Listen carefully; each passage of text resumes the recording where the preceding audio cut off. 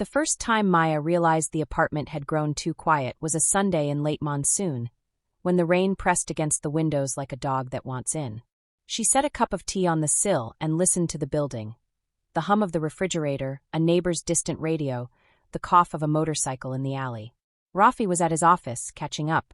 He had been catching up for months. On the coffee table sat an unopened board game they'd bought a year ago, its cardboard corners going soft under layers of dust and good intentions. Maya touched the box, then drew her finger away as if the paper were hot.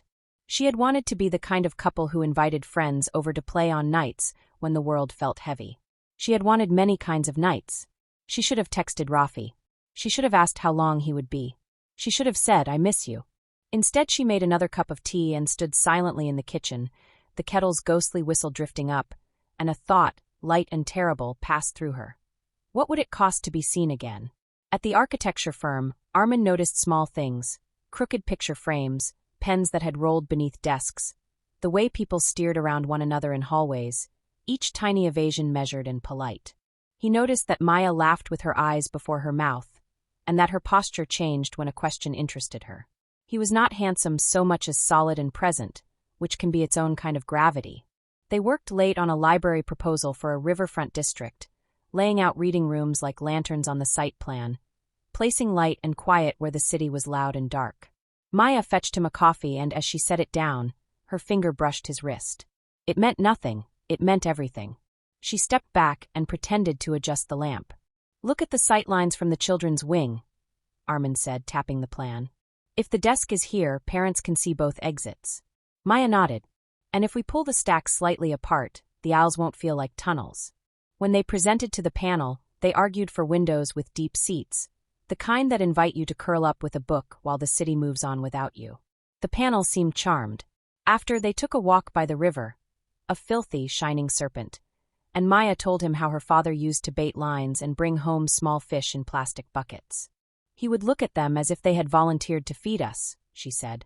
"He believed in things he couldn't see. He believed in the word enough." "And you?" Armin asked. "Do you?" She did not answer. She didn't know. Rafi came home past midnight with the polite exhaustion of a man who is afraid to put his fatigue down in case he can't lift it again. Maya watched him from the hallway as he untied his shoes. Once he would have looked up and grinned, the grin that put a tilt in her heart. Tonight he stroked a thumb across his brow, then stared at it with faint surprise, as if he had wiped away a thought. "Did you eat?" Maya asked. "At some point," he said. He glanced at her, saw the tidy kitchen, the quiet rooms, and smiled in the manner of someone acknowledging a good photograph of a life he could not step into. "I'm going to take a shower." She told herself it was only a season. People have busy months, busy years. Work devoured you and spit you back out with a promotion and a new set of teeth.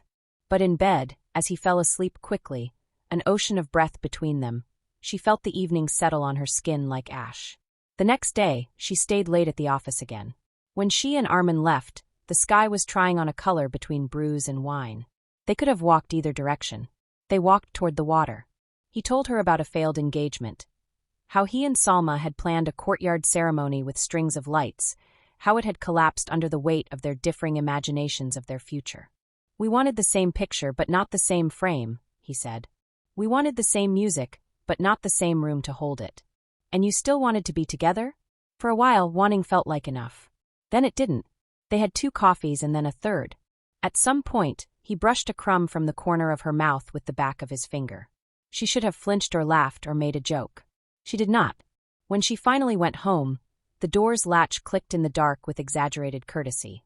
Rafi stirred but did not wake. She washed her face twice, as if rinsing would undo a trajectory.